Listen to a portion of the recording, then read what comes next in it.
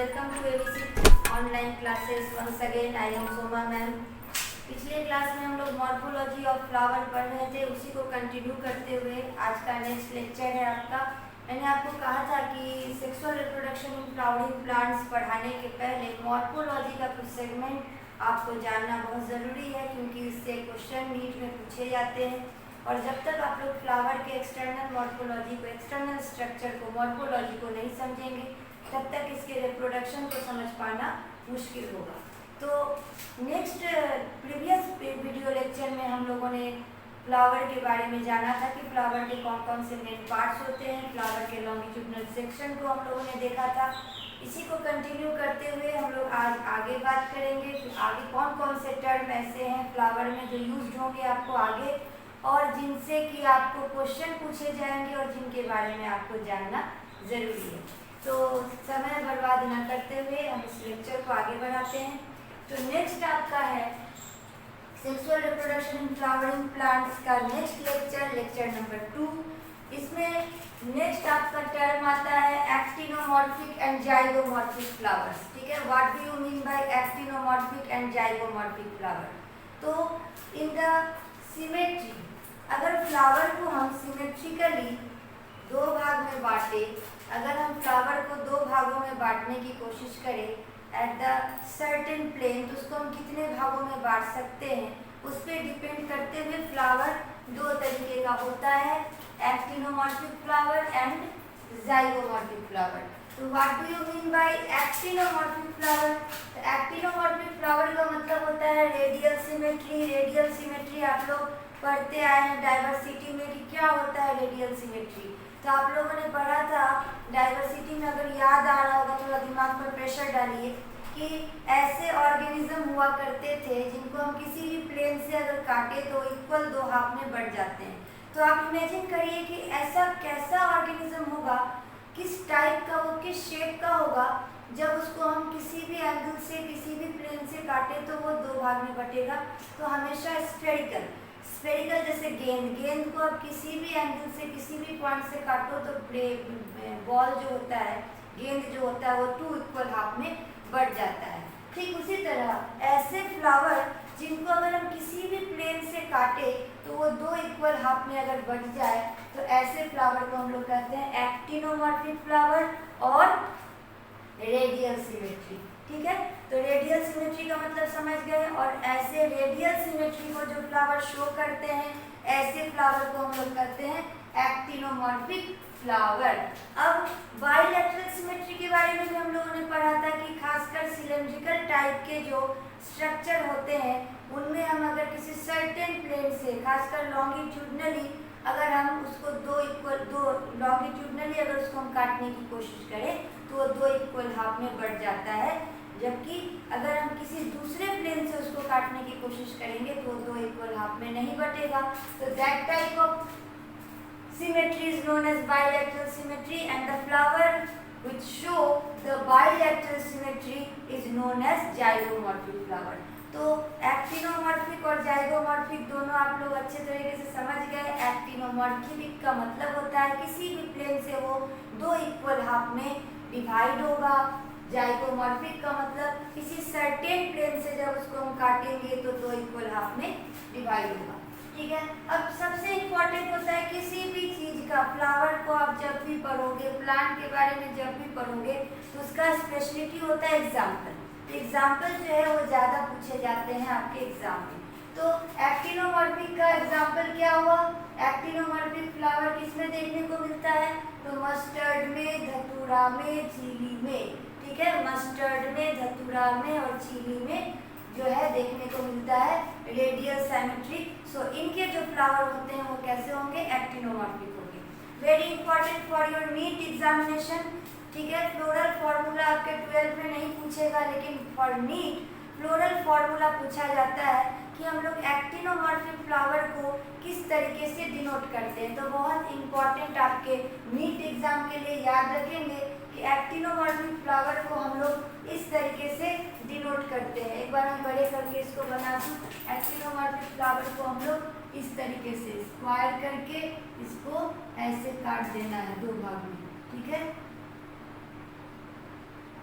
This is known as actinomorphic flower. तो जब हम लोग आगे बात करेंगे फ्लोरल फॉर्मूला की, तो फ्लोरल फॉर्मूला में जब आपको एक्टिनोमॉर्फिक फ्लावर को इंडिकेट करना होगा, डिनोट करना होगा, तो आप इस तरीके से डिनोट करेंगे, ठीक है। Next one is zygomorphic flower. Zygomorphic flower का एग्जांपल होगा पी गुलमोहर, ठीक है, पी गुलमोहर, यहाँ एल हो गया है, इसको आप लोग आर कर लेंगे, गुलमोहर, ठीक है। बीन्स और कैसिया, क्या क्या एग्जांपल है, P Gulmohar, beans and cassia, ठीक है, दीज आर जाइगोमॉर्फिक फ्लावर। अब जाइगोमॉर्फिक फ्लावर को हम लोग किस तरीके से इंडिकेट करते हैं, डिनोट करते हैं, तो परसेंटेज की तरह इसको हम लोग लिखते हैं। तो ये नीट में बहुत ज़्यादा पूछा जाता है। फ्लोरल फॉर्मूला से एक आध क्वेश्चन जरूर आते हैं। तो फ्लोरल फॉर्मूला में आप लोगों को समझ में आ गया कि अगर एक्टिनोमॉर्फिक फ्लावर रहेगा तो उसको स्क्वायर करके एक बार बीच में कट लगाना है, फिर लॉन्गिट्यूडनली कट लगाना है। अगर जाइगोमॉर्फिक फ्लावर होगा उसको परसेंटेज से डिनोट करना है, ठीक है। अब हम लोग नेक्स्ट बात करेंगे, नेक्स्ट फ्लावर स्ट्रक्चर की बात करेंगे। नेक्स्ट है कि ए फ्लावर में बी ट्राइमेरस, टेट्रामेरस और पेंट्रामेरस when the floral appendages are in multiple of 3, 4 और 5 respectively, ठीक है। इसका क्या मतलब हुआ, ट्राइमेरस किसको बोलेंगे, टेट्रामेरस किसको बोलेंगे, पेंट्रामेरस किसको बोलेंगे। तो आप लोगों ने देखा होगा फूल की जो पंखुड़ियाँ होती है, पत्तियाँ होती है, पंखुड़ियाँ, तो ऐसे फूल जिसमें 3 पंखुड़ी होगी उसको हम लोग कहेंगे ट्राइमेरस, जिसमें 4 होंगी उनको कहेंगे टेट्रामेरस, और जिनमें 5 होंगी उनको क्या बोलेंगे, पेंटामेरस, ठीक है। तो ऐसे फ्लावर जिनमें फ्लावर एपेंडेजेस 3 होंगे they are known as trimerous, 4 होंगे नोन एज टेट्रामेरस, 5 होंगे नोन एज पेंटामेरस। समझ में आ गया, ठीक है। नेक्स्ट है flowers with bracts, reduced leaf found at the base of the pedicel are called bracteate and those without bracts are called evacuate, ठीक है। अब ये ब्रैक्ट क्या, कहाँ से आ गया, ब्रैक्ट क्या होता है, तो आप लोगों ने गौर किया होगा, मान लीजिए कि ये एक फ्लावर का पेडिसेल है, ये एक फ्लावर का पेडिसेल, पेडिसेल से आप लोग वाकिफ हो। पेडिसेल क्या होता है, मैंने बताया था, stalk of the flower is known as pedicel. तो पेडिसेल में आप लोग देखोगे इस तरीके से पत्तीनुमा उभार रहता है, पत्तीनुमा इस तरीके से उभार रहता है, जो कि क्या करता है, कैलिक्स को बाहर से प्रोटेक्ट किए रहता है। इस पत्तीनुमा उभार को हम लोग कहते हैं ब्रैक्ट, ठीक है। तो जिस फ्लावर में ब्रैक्ट पाया जाएगा उनको हम लोग ब्रैक्टिएट फ्लावर कहेंगे, और जिन फ्लावर में ब्रैक्ट हमको देखने को नहीं मिलेगा ऐसे फ्लावर को हम लोग इब्रैक्टिएट कहेंगे। इसका बहुत अच्छा एग्जाम्पल, जो अब आप लोग जब तक एग्जाम्पल नहीं बताएंगे तब तक आपको दिमाग में बात नहीं घुस रही होगी क्या मैम बोल रही है ब्रैक्ट। तो ब्रैक्ट का बहुत अच्छा एग्जाम्पल है बोगनवेलिया का फूल, ठीक है। तो मैंने आपको हमेशा इसकी चर्चा की है बोगनवेलिया की, तो आप लोग ताड़ी गिनने लगते थे, तो मैं आपको बताती थी, रिकॉल करो, दिमाग पर थोड़ा जोर डालो, कि मैं बताती थी जैसे 15 अगस्त में जो आप लोग लगाते हो झंडे टाइप का जो लगाते हो काट काट कर, पीले कलर का होता है, पिंक कलर का होता है, उसके बाद रेड कलर का होता है, ग्रीन कलर का होता है, ठीक उसी तरीके के पेपर के तरह का फूल होता है बोगनवेलिया का, जो प्रायः आपको कहाँ दिखेंगे, तो मेन गेट के पास लोग इसको शौक से लगाते हैं। तो इसके जो फूल हैं वो फूल मिडल में होते हैं, हमको देखने से लगता है कि ये बोगनवेलिया का पूरा फूल है, जबकि वो फूल नहीं होता। जो रंग बिरंगी उसकी पंखुड़ियाँ हमको देखने को मिलती है दैट आर ब्रैक्ट्स, और उसके बीच से वाइट कलर का फ्लावर निकलता है। उस फ्लावर को कौन घेरे रहता है, ब्रैक्ट्स। तो अगर आप लोगों ने नहीं देखा या नोटिस नहीं किया होगा, देखा तो सबने होगा लेकिन नोटिस नहीं किया होगा, तो आपको लगता होगा कि they are the petal sepals and petals of the flower, but ऐसा नहीं है, दे आर ब्रैक्ट्स हैं। और फ्लावर कौन होते हैं, बीच से व्हाइट कलर का पतला सा देखोगे आप लोग फ्लावर निकलता है।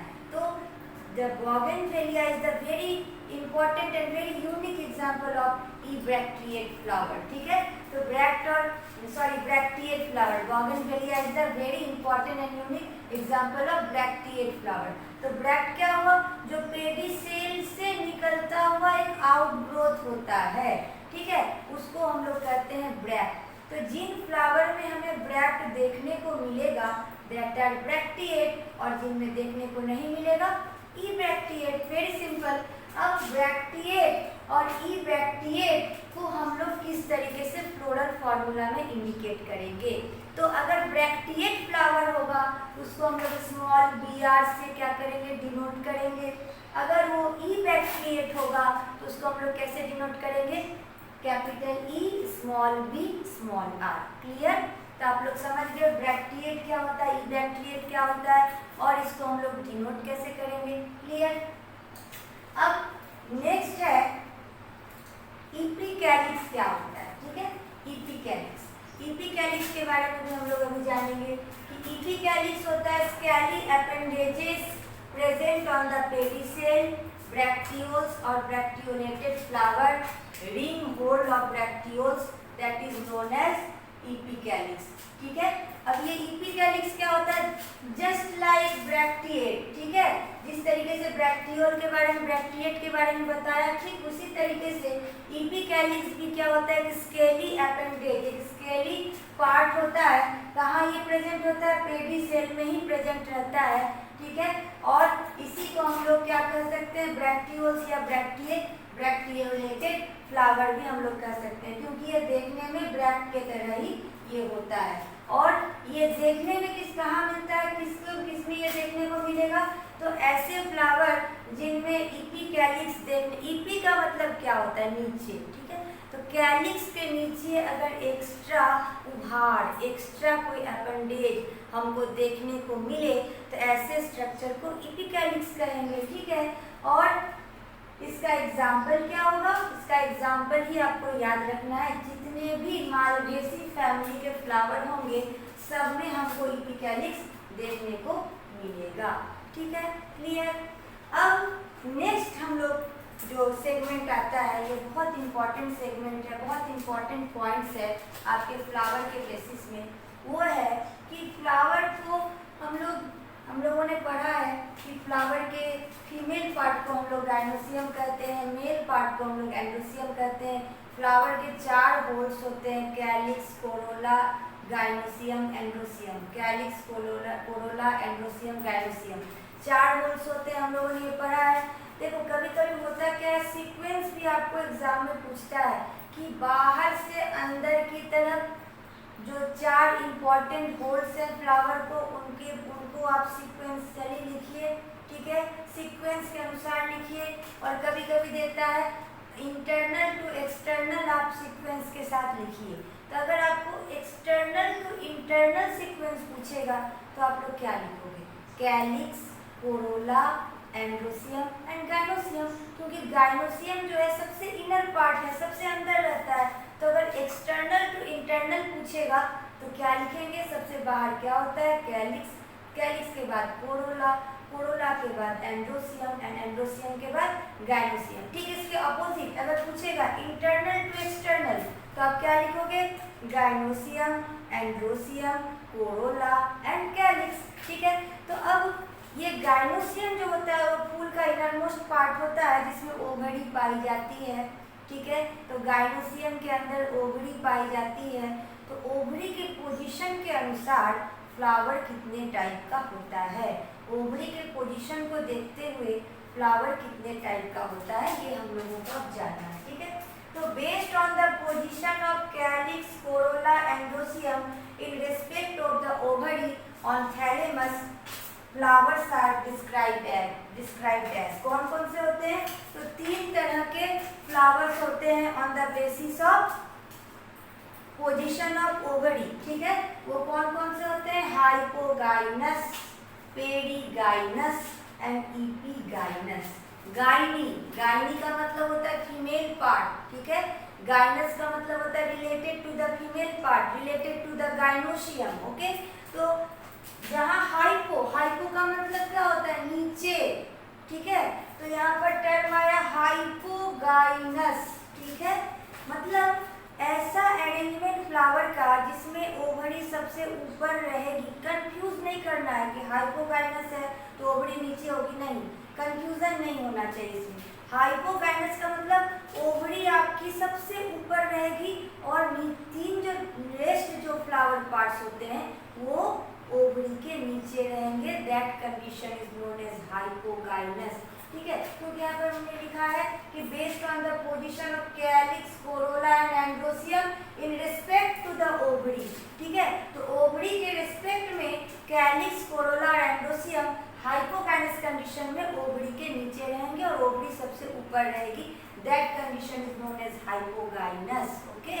तो आप लोग हाइपोगाइनस, पेरीगाइनस और इपीगाइनस के बारे में आपको फिगर दिखाया गया एनसीईआरटी के फिगर नंबर 5.13 में।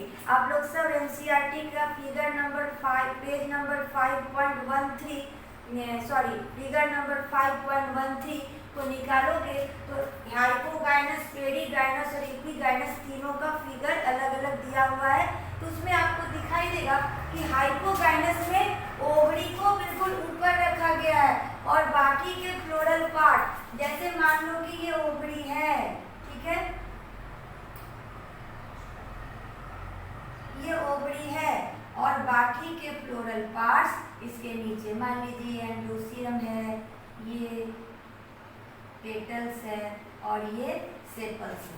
लेकिन देखो सबसे ऊपर में ओवरी है, ये मेल पार्ट है, ये पेटल है, ये सेपल है। तो this type of condition is known as hypogynous. समझ में आ गया?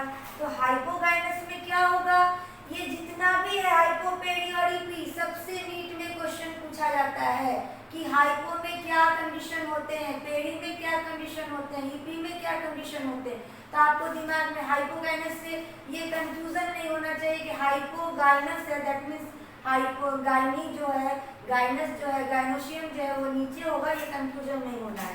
तो in hypogynous ovary occupies the highest position. Ovary कहाँ है? हाईएस्ट पोजीशन में है। While the other parts are situated below it. Ovary highest position में है और बाकी के जो तीन पार्ट हैं वो क्या है? ओवरी के नीचे। क्लियर हुआ हाइपोगाइनस का?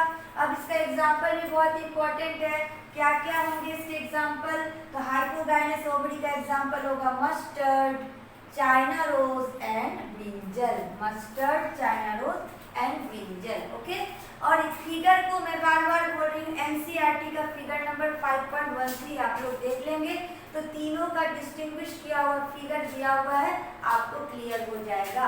और आपको इसके नीचे जहाँ जहाँ हाइपो, पेरी और इपी मैंने लिखा है, सबके नीचे फिगर बना लेना है अपने नोटबुक में, ठीक है। नेक्स्ट है पेरीगाइनस। तो पेरीगाइनस में क्या होगा कि मिडिल पोर्शन में होगा ओवरी। हाइपो और इपी ऊपर और नीचे के बीच का पोजीशन इज पेरी, ठीक है। तो in perigynous the ovary in the centre, ovary कहाँ होगी? Centre, and other parts are located on the rim of the thalamus almost same level, ठीक है। तो ओवरी सेंटर पे रहेगी और बाकी के जितने भी फ्लावर पार्ट्स हैं ये भी सेंटर में इसके ऑलमोस्ट सेम पोजीशन में रहेंगे। ऐसे कंडीशन को, यानी कि ऐसा पोजीशन, ऐसा कंडीशन जब ओवरी और बाकी के फ्लावर पार्ट्स जो है वो ऑलमोस्ट सेम पोजीशन पर रहें, ऐसे कंडीशन को हम लोग कहते हैं पेरीगाइनस। बहुत इंपॉर्टेंट लाइन जो अब मैं आपको बताने जा रही हूँ, जो नीट का डायरेक्ट क्वेश्चन है कि so the ovary is, star बनाकर आप लोग लिखोगे इस पॉइंट को, so the ovary is said to be half inferior. तो कौन से कंडीशन में ओवरी हाफ इंफेरियर होती है? कौन से कंडीशन में the ovary is considered as half inferior? In the perigynous condition. Clear? समझ में आया? तो पेरीगाइनस कंडीशन में होता क्या है, एक ही रिंग में मिडिल पोर्शन में ओवरी रहती है और उसी को घेरे हुए तीनों फ्लावर पार्ट्स रहते हैं, so that all flower parts are at the same position.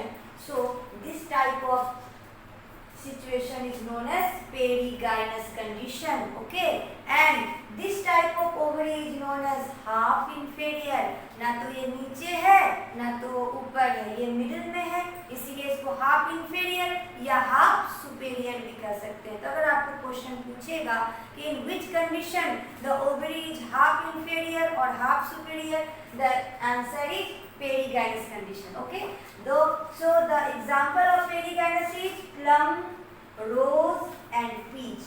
Plum, rose and peach. And the third one is epigynous condition. Epigynous condition. तो epigynous में क्या होगा? The margin of the thalamus grows upward enclosing the ovary completely and getting fused with it. इसमें होगा क्या कि अब जो आपका थैलेमस का मार्जिन है वो क्या होगा, ऊपर उठ जाएगा। ऊपर उठने से क्या होगा, बाकी के फ्लावर होल जो है वो ऊपर उठ जाएंगे और ये जो ओवरी है वो नीचे की तरफ खिसक के आ जाएगी, यानी ओवरी का पोजीशन क्या हो गया, नीचे हो गया। That type of condition is known as epigynous and the example which is most important is guava, cucumber, red floret and sunflower. Red floret of sunflower, ठीक है। तो guava यानी अमरूद का फूल, कुकुम्बर का फूल। अब आपको थोड़ा सा कंफ्यूजन होगा कि guava का फूल तो हम समझ गए मैम, कुकुम्बर का फूल भी हम समझ गए, यहाँ पर red florets of sunflower से क्या मतलब है, ठीक है। तो इस चीज को आप अच्छे से समझो। What do you mean bye रे फ्लोरेट? रे फ्लोरेट ऑफ सनफ्लावर का क्या मतलब होता है? तो देखो बहुत यूनिक सी बात, sunflower is not a ordinary flower. Sunflower को हम लोग कंसीडर करते हैं, sunflower is considered as inflorescence. बहुत इंपॉर्टेंट, ये भी नीट का सवाल है, नीट का क्वेश्चन है। तो जब भी अब मेरा जो क्लास है वो 12 के साथ साथ आप इसमें नीट का भी प्रिपरेशन होता चला जाएगा, ठीक है। इसको अलग से करने की ज़रूरत नहीं होती है। मेरा जो भी नोट्स है या मेरे जो भी क्लासेस हैं उनको आप फॉलो करेंगे तो आपके जितने भी मैक्सिमम ऑब्जेक्टिव है वो सॉल्व होते चले जाएंगे। तो what do you mean bye रे फ्लोरेट ऑफ सनफ्लावर? तो रे फ्लोरेट मतलब होता है सनफ्लावर का जो पूरा पोजीशन होता है, that is considered as inflorescence. And what do you mean by inflorescence? Inflorescence means the total whole of the flower which situated at the same point, ठीक है।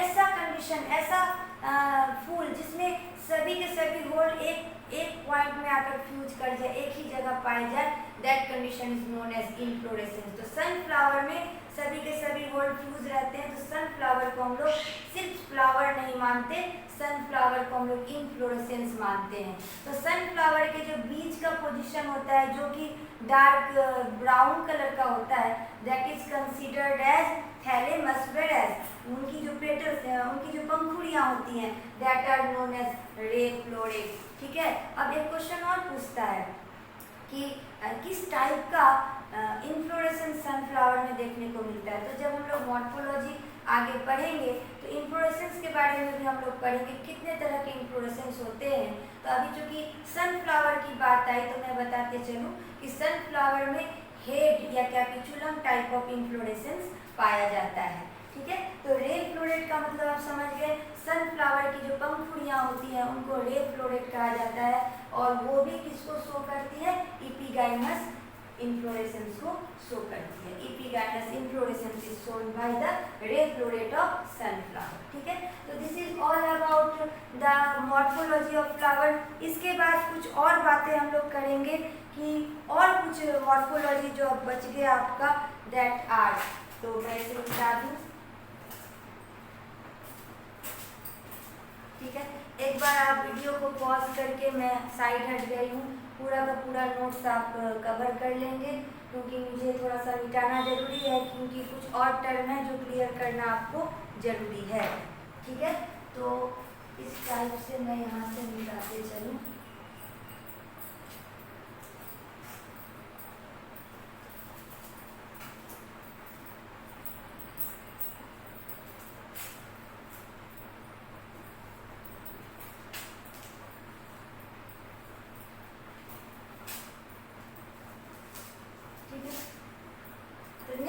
टर्म्स है जिनको जानना जरूरी और आप जानते भी हो, वो है क्या होता है कंप्लीट फ्लावर।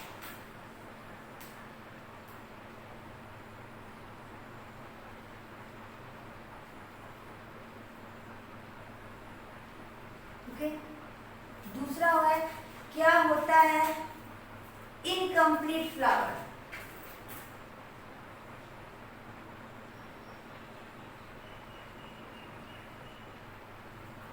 तीसरा है क्या होता है बाइसेक्सुअल फ्लावर।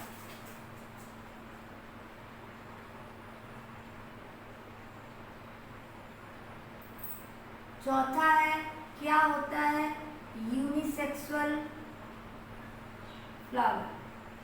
ठीक है, next one is what do you mean by polygamous plant.